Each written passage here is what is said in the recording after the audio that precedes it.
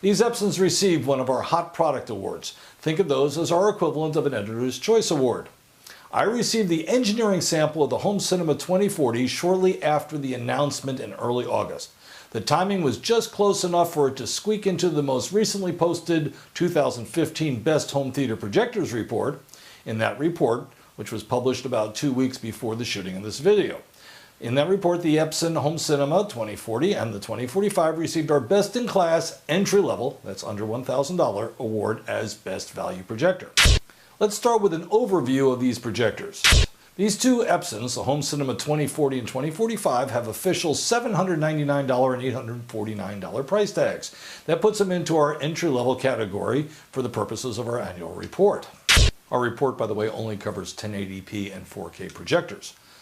Both models are capable of streaming, as both have an HDMI port that with an MHL capability for streaming sticks, and that's the mobile high definition standard, and this is a Roku stick. You can also use those from Amazon, Google, and even Apple TV.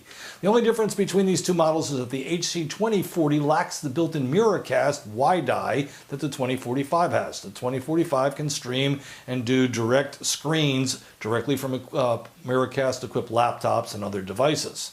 The 2045 therefore offers some additional convenience for a few people, but the 2040 will be the most popular of the two. These projectors support a modest manual zoom with a 1.22 to 1 ratio. Like most cost projectors, they rely on keystone correction or setting the projector at the proper height to maintain a rectangular image. Only a very few projectors under $1,000 offer lens shift, and those that do serve up a very limited range. I often point out that many owners of low-cost projectors like these tend to buy them more as a bigger substitute to HDTV viewing. That is, general purpose, not just about watching movies, but perhaps also a lot of sports, sitcoms, maybe game playing, or Game of Thrones.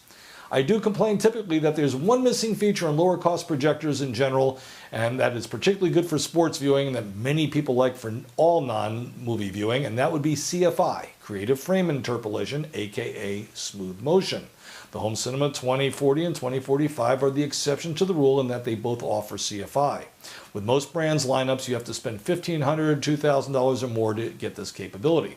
That's a real plus for these EPSONs compared to the competition. These projectors are very bright home projectors, easily bright enough to double as portable business projectors, if need be. Officially, they produce 2200 both color and white lumens. As noted later in the video, EPSON beat their lumen claim, if only slightly. Still, most projectors measure about 10% short of claim, so that's a nice touch. This is a projector designed not so much for the dedicated theater, but your media room, your family room, your living room den, or whatever you got. What's the difference? A dedicated home theater should have mostly dark surfaces and full lighting control. These guys are built to work in most rooms, and even with some ambient light present. Now, if you need an even brighter projector, EPSON does have the model 1040, which is exactly the same $799. It's a more pure home entertainment projector, lacks the CFI and a couple of other things. By the way, we measure white lumens for all of our reviews, but fully recognize the importance of color lumens. For those measurements, we rely on an independent lab that has produced color lumen measurements for roughly 100 different projectors that are currently shipping. Virtually all 3 LCD and LCOS projectors claim as many color lumens as whites, and the lab confirms that. Most single-chip DLPs, however, produce only between 1/3 and 2/3 as many color lumens as white ones. No matter, ideally, you want as many color lumens as white for the most accurate color representation. Projectors with low color lumens simply need to sacrifice a larger percentage of claimed white lumens to end up with a well-balanced color picture. It all works out in the wash, because those DLPs probably claim more white lumens to begin with. Let's take a look at a movie video clip while I talk about the Home Cinema 2040's picture quality. Okay, getting back to the Home Cinema 2040 and 2045, if I had to pick one thing about the 2040 that I have here that truly stands out, it would be the out-of-the-box color. There are 4 color modes: dynamic, which is the brightest, which is typical for projectors, has too much greens, and 3 modes that are really good in terms of color: bright cinema, natural, and cinema. Then for 3D viewing, there's 2 more modes: 3D dynamic, which is bright, and 3D cinema, which is better color. As long as I've mentioned 3D, these EPSONs have enough brightness that 3D dynamic can fill a 100-inch screen and not at all seem dim. Note that in 3D, you're losing about 2/3 or more of your overall brightness compared to 2D viewing, so that's impressive. Even 3D cinema provides decent brightness at 100 inches diagonal. Nice. I rewatched portions of Alice in Wonderland last night in 3D, mostly in 3D dynamic, but I did spend some time also watching in 3D cinema and found it acceptable, if not quite as bright as I would have liked. Now, the reason we didn't calibrate the 2040, which we do for a lot of the even the lower cost projectors, is simply because the color just turned out to be so good right out of the box.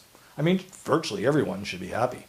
Some of the still images mixed into this video, or better yet, check out the full online review, will convince you of that as far as color goes. Let's take a close look now at the hardware. Okay, time for our hardware tour, EPSON's Home Cinema 2040 and the Home Cinema 2045, which is physically identical.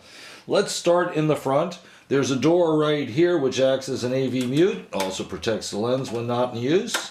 The zoom lens, of course, is recessed with inside. Down below we have a drop-down adjustable center front foot. Over here we have the infrared sensor, the front one, and over here an exhaust. Okay, now right behind this is your focus and zoom rings, which are all deeply recessed, and a keystone corner adjustment slide right over here. As we turn to the side, we find a filter over here, and it's a quick release door, easy to pull out the filter. You don't have to change that very often. There's also a security Kensington lock hiding out right over there. The back have two screw thread adjustable rear feet on the outsides for a 3-point stance. And that brings us to the back of our projector here. What we've got from left to right, a USB port, a service port, a standard PC input. After all, this guy will also double as a nice small business projector. And then we have a pair of HDMI inputs. The first one, of course, has MHL for working with streaming devices and the such.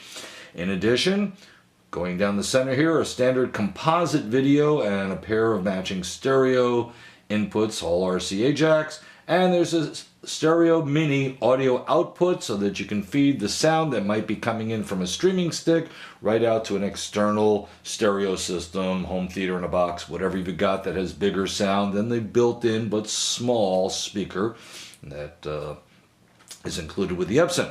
The only other things lying on the back here are the infrared rear sensor. So between the two of them, the remote has excellent range from anywhere in the room. And you've got the power receptacle. The EPSON Home Cinema 2040's control panel is very typical for EPSON home projectors, but there's always a few differences.